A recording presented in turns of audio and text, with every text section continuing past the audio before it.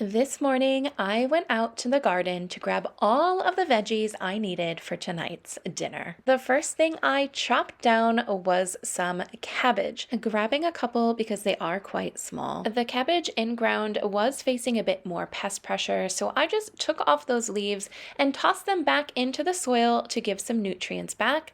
And don't you know, we found a culprit right here, so I tossed him out of the garden so he doesn't get to any more of the cabbage that's growing.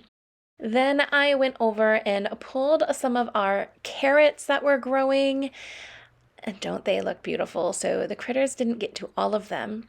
And oh boy, this I think is the biggest carrot I have ever grown in my garden. Look how thick it is. Oh, gorgeous.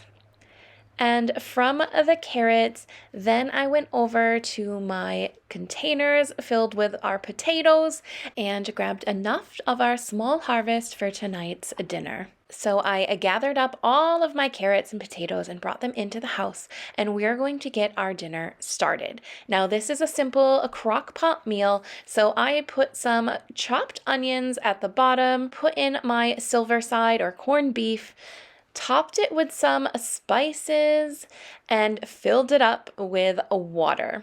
We want to make sure that the water is almost completely submerging the silver side, which once we add more vegetables, it will then be completely covered. So I added in my garlic and a couple bay leaves, my carrots and potatoes, and then the beautiful cabbage. And once all of that was in my crock pot, then I put the cover on, and 8 hours later, we had a beautiful corned beef and cabbage dinner.